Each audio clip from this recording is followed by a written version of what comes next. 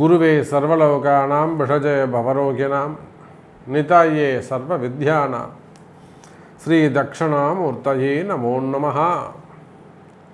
எல்லாம் வல்ல பரமகுரு பரமானந்த குரு பரமேஷ்டி குரு குருவை வணங்கி என்னுடைய உபாசனை தேவதை ஸ்ரீ ஸ்ரீ அன்னை வாராகி அம்பாளுடைய மலர்டிகளையும் பணிந்து உலகம் முழுவதும் வாழக்கூடிய ஸ்ரீ குபேரன் டிவி நேயர்கள் அனைவருக்கும் உங்கள் தாம்பரம் ஸ்ரீ வாராகி ஈசானேசன் சுவாமிகளுடைய நல்லாசிகள், வாழ்த்துக்கள்.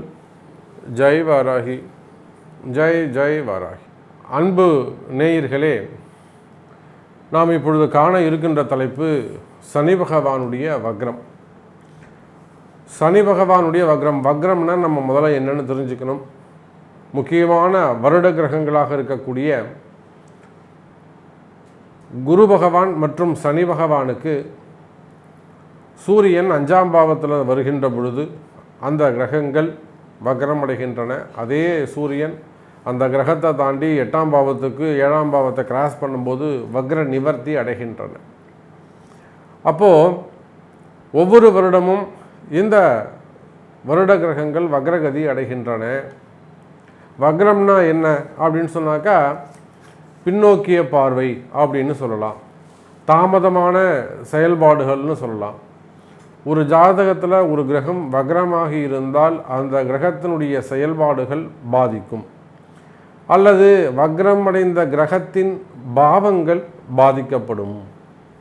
ஒரு 7ஆம் அதிபதி பாதிக்கப்பட்டிருக்கிறாரு, வக்ரகதியாக இருக்காருன்னா அவருக்கு திருமணம் பந்தத்தில் குறைபாடுகள் இருக்கும், லேட்டாகும், அல்லது ஏதேனும் குறைபாடுகள் வருவதற்கு வாய்ப்புகள் உண்டு. 10ஆம் பாவத்தில் இருந்தால் தொழில் சரியாக அமையாது, 2வது பாவத்தில் இருந்தால் குடும்பம் சரியாக அமையாது, 5ஆம் பாவத்தில் இருந்தால் பூர்வ புண்ணியம் செயல்பாடுகள் சிறப்பாக இருக்காது, குழந்தை பாக்கியங்களில் கொஞ்சம் பிரச்சனைகள் இருக்கும். அதே மாதிரி 7 இருந்தால் கூட்டு தொழில் அவருக்கு ஒத்து வராது.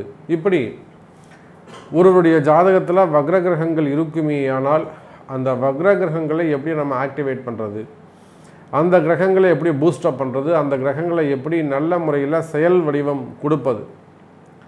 அதை போல் இந்த சனி பகவான் இந்த 2023வது வருஷத்தில் சனி பகவானுடைய வக்ரம் நிகழ்கிறது. எப்போ அப்படின்னு பார்த்தீங்கன்னாக்கா ஜூன் மாதம் 17ஆம் தேதி 17/6/2023 முதல் நவம்பர் 5ஆம் தேதி வரை இந்த சனி பகவானுடைய வக்ரம் நிகழ்கிறது. அப்போது சனி பகவான் கோபமான பார்வைன்னு வச்சுக்கலாமா, இது அப்படின்னு நம்ம சொல்லலாம். ஏன்னா சனி பகவான் இப்போ தான் மகரத்துலேருந்து கும்பத்துக்கு போனார், திரும்பவும் கும்பத்திலேருந்து மகரம் நோக்கிய பயணம். 2 விதமாக இதை சொல்லப்படுகிறது. திருக்கணித பிரகாரம் மகரத்துக்கு வந்து கும்பத்துக்குள்ளே தன்னுடைய பயணத்தை முடித்து கொள்கிறார் அப்படின்னு சொல்லப்படுகிறது. வாக்கிய பிரகாரம் மகரத்துக்கு வந்துட்டு அதுக்கப்புறம் திரும்பியும் கும்பத்துக்கு போகிறார் அப்படின்னு சொல்லப்படுகிறது. ஆனால் எப்படி பார்த்தாலும் இந்த இன்பிட்வீன் இந்த 4 months 139 நாட்கள், கிட்டத்தட்ட ஒரு 4.5 மாதம் வக்ரகதியில் தான் சனி பகவான் இருக்கிறார். அது திருக்கணிதமோ வாக்கியமோ நீங்கள் எது வேண்டுமானாலும் எடுத்துக்கொள்ளுங்கள். அப்போ இந்த 4.5 மாத காலம் சனி பகவான் வக்ரகதியில் தான் இருக்கிறார். 9 கிரகங்களில் ரொம்ப முக்கியமான கிரகம் சனி பகவான், அதில் எந்த சந்தேகமும் இல்லை. அவர் என்ன நினைக்கிறாரோ அதை தான் நடத்துவார். கர்ம வினைகளின் பிரகாரம் ஒவ்வொரு ஜாதகனுக்கும் ஒவ்வொரு ஆணுக்கும் பெண்ணுக்கும் கர்ம வினைகளின் பிரகாரம் பலன்களை கொடுக்கக்கூடியவர், விதியை தீர்மானம் செய்யக்கூடியவர், ஆயுள் பாவத்தை தீர்மானம் செய்யக்கூடியவர், மனிதனின் ஏற்றத்தாழ்வுகளை தீர்மானம் செய்யக்கூடியவர், இப்படியெல்லாம் வர்ணிக்கப்படுகின்ற அந்த சனி பகவான் இந்த வக்ரகதி அடைகின்ற முக்கியமான காலங்களில் இந்த 139 நாட்களும் கிட்டத்தட்ட 4.5 மாதம் உங்கள் ராசிக்கு என்ன நடக்கப் போகுது அப்படிங்கிறத நம்ம தெரிந்து கொள்வோம். வாருங்கள். அன்பார்ந்த ரிஷபராசி அன்பர்களே, ரிஷபராசி அன்பர்களே, இந்த சனி பகவானுடைய வக்ரம் ரிஷபராசிக்கு ரொம்ப ரொம்ப முக்கியமான ஒரு கிரக பெயர்ச்சியாக அமைகிறது. சனி பகவானை பொறுத்தவரையிலும் இப்போ தான் மகர ராசியிலிருந்து கும்பராசிக்கு வந்தார். அதிலே மிகப்பெரிய குழப்பம் இருந்தது. வாக்கியப்படி இன்னும் வரல, திருக்கணித பிரகாரம் வந்து சேர்ந்துட்டார், இப்படின்லாம் நிறைய குழப்பங்கள் இருந்தது. ஆனால் இந்த வக்ர காலத்தை பொறுத்தவரையிலே நீங்கள் வாக்கியப்படி இருந்தாலும் திருக்கணிதப்படி இருந்தாலும் இந்த வக்ரம் பொதுவாக உண்டு. அப்போ ரிஷபராசியை பொறுத்தவரையிலே இதனால் வரையில் 10வது பாவத்தில் இருந்து வந்த அந்த சனி பகவான் மீண்டும் 9வது பாவத்திற்கு பாக்கியஸ்தானத்திற்கு செல்கிறார். சனி பகவான் பாக்கியஸ்தானத்திற்கு செல்கின்ற பொழுது ரிஷபராசி என்பர்களே உங்களுக்கு திரிகோண தொடர்பு. அந்த இடத்துல யார் இருக்காங்க? சனி பகவான் உங்கள் ராசியில் இருப்பதற்கு சமமான காலமாக அமைகிறது. ரிஷபராசிக்கு என்ன பிரச்சனை அப்படின்னு கேட்டிங்கன்னா, பொதுவாகவே இந்த ரிஷபராசி என்பர்கள் ஏற்கனவே பலவிதமான கஷ்டங்கள்.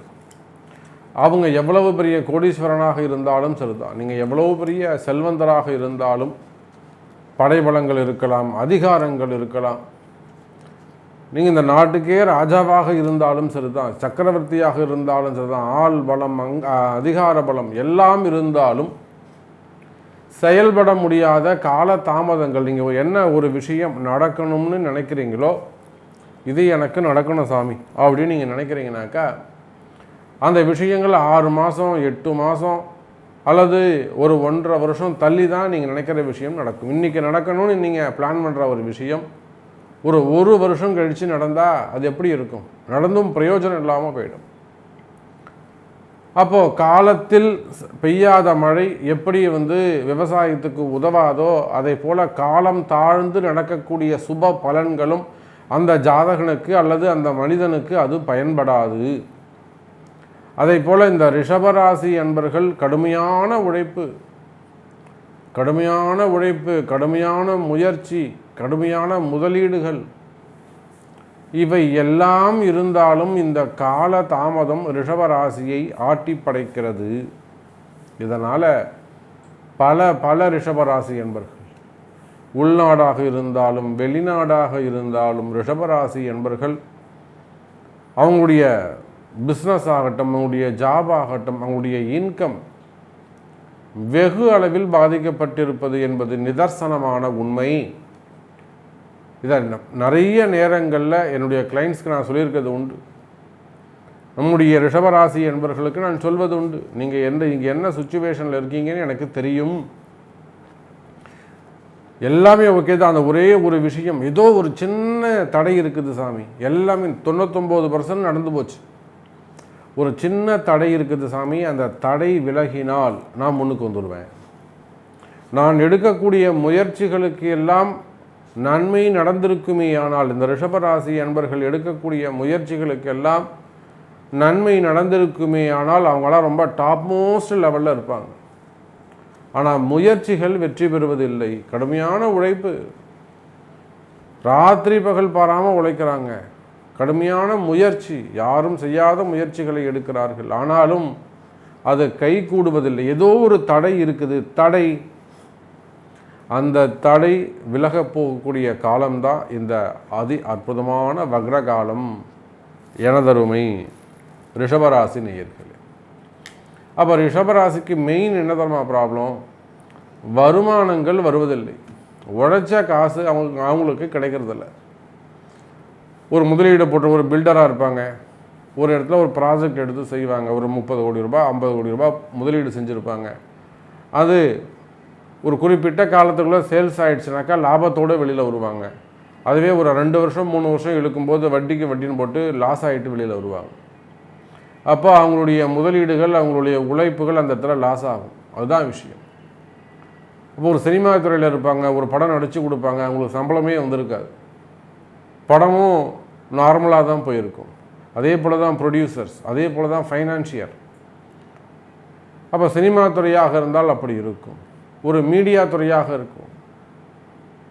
அப்போது நீங்கள் எந்த தொழில் செய்பவராக இருந்தாலும், எந்த வியாபாரம் செய்பவராக இருந்தாலும் சரிதான், தொழில்துறையை பொறுத்தவரையிலே வேலை ஜாப் பண்ணக்கூடியவங்க, உள்நாட்டு தொழிலாக இருக்கலாம், வெளிநாட்டில் தொழில் செய்யக்கூடியவங்களாக இருக்கலாம், வெளிநாட்டில் பிஸ்னஸ் பண்ணக்கூடியவங்களாக இருக்கலாம், அப்போ உங்களுக்கு வர வேண்டிய பணங்காசுகள் தாமதமாகும், வருமானம் தாமதமாகும். இதை நம்ம எங்கே போய் சொல்கிறது? வருமானம்தான் எல்லா மனிதனுக்கும் ஆதாரம். அப்போது கடுமையான ஃபண்டு டிமாண்ட் ஏற்படுகிறது, ரொட்டேஷன் ப்ராப்ளம், அப்புறம் உருட்டி புரட்டி அங்கே எங்கே வாங்கும்போது கடன் சுமைகள் அதிகமாகிறது.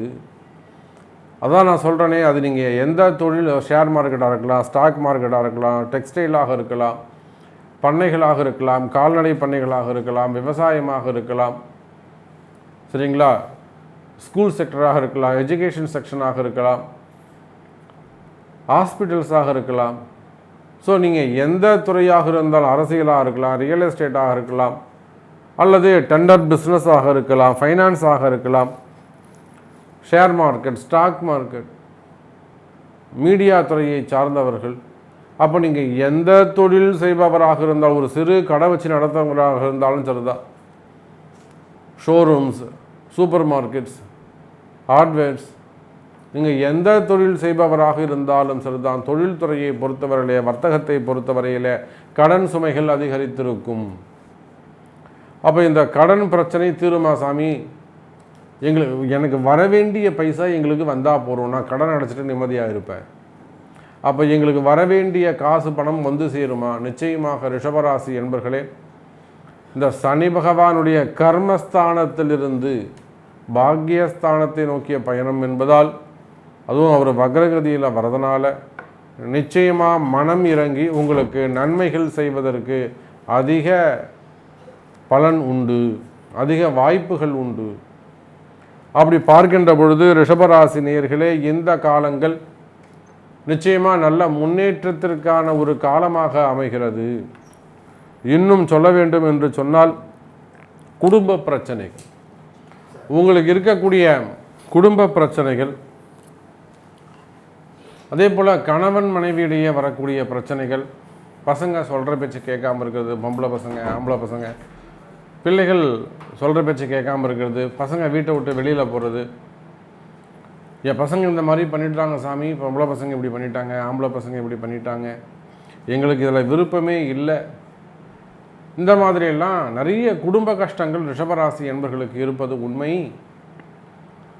ஏன் அதே போல் ஃபேமிலி ப்ராப்ளம்னா அசட் சம்மந்தப்பட்டது, சொத்து சம்மந்தப்பட்ட பிரச்சனைகள், அங்கம் பங்காளிகள் சம்மந்தப்பட்ட பிரச்சனைகள், எத்தனையோ அரசியல் தலைவராக இருக்கலாம், மீடியா துறையை சார்ந்தவங்களாக இருக்கலாம், சினிமா துறையை சார்ந்தவங்களாக இருக்கலாம்.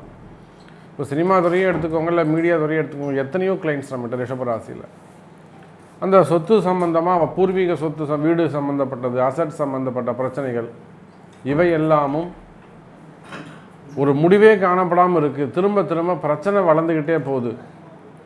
அப்போ அது பாதிப்பு அதிகமாக இருக்குது சாமி. நமக்கு ஃபேவரபுளாக முடியணும், நாம் ஜெயிக்கணும், நம்மளால் இது முடியுமா? நிச்சயமாக ரிஷபராசி என்பர்களே, இதெல்லாம் இந்த சனி வகர காலத்தில் உங்களுக்கு நல்லது நடக்கும். அப்போ இதுக்கெல்லாம் நீங்கள் என்ன சாமி நாம் பண்ணணும், என்ன மாதிரியான பரிகாரங்கள் செய்யணும், என்ன மாதிரியான வழிபாடுகள் செய்யணும், எந்த மாதிரியான சிவாலயங்களுக்கு செல்ல வேண்டும், இதெல்லாம் உங்களுடைய பிறப்பு ஜாதகம்தான் பேசும். அப்போ உலகத்தில் நீங்கள் எந்த மூலையில் இருந்தாலும், எனக்கு குடும்பம் வளர்ச்சியே அடைய மாட்டேங்குது சாமி, 2 பசங்க இருக்காங்க, 3 பசங்க இருக்காங்க, 4 பசங்க இருக்காங்க, நாங்கள் அப்பா காலத்தில் அப்படி இருந்தோம், தாத்தா காலத்தில் அப்படி இருந்தோம், ஒரு பெரிய பேர் புகழோடு இருந்தோம், பெரிய இழப்புகள் சாமி, அதுக்கப்புறம் குடும்பம் வளர்ச்சியே அடையலை, டெவலப் ஆக மாட்டேங்குது. ஒரு செய்வினை கோளாறுகள் இருந்தால் எப்படி இருக்கும், ஒரு மந்திர கட்டு போட்டால் எப்படி இருக்கும், ஒரு தெய்வ கட்டு போட்டால் எப்படி இருக்கும், குலதெய்வம் பேச மாட்டேங்குது, ஒரு கட்டு போட்டால் மாதிரி இருக்குதுங்க சாமி.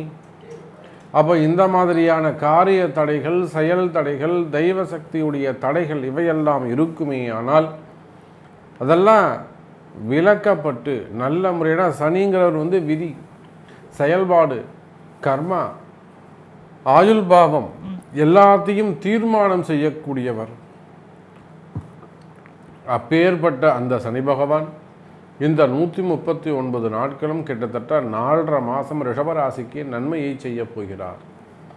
இது ரிஷபராசிக்கான பொற்காலம், ஒரு கோல்டன் பீரியட். இதை நீங்கள் அருமையாக பயன்படுத்தி நல்ல முறையில் உங்கள் ஜாதகத்தை கொடுத்து ஒரு நல்ல ஜோசியர்கிட்ட போயிட்டு அவர்கிட்ட இந்த ஜாதகத்தை கொடுத்து, சாமி எனக்கு இது சரியான வழிகாட்டுங்க, எனக்கு சரியான வழிமுறைகளை சொல்லிக் கொடுங்க, எனக்கு இந்த விஷயம் நடக்கணும், நம்ம எப்படியாவது இந்த விஷயத்தில் ஜெயிக்கணும் சாமி, நாங்கள் உங்களை தான் நம்பி வந்திருக்கோம் அப்படின்னு உங்களுடைய பிறப்பு ஜாதகத்தை கொடுத்து அதுக்கு உரிய வழிபாடுகளை செய்வீர்களே ஆனால் ரிஷபராசி என்பர்களே, நீங்கள் வாழ்க்கையில் வெற்றி பெறுவது உறுதி.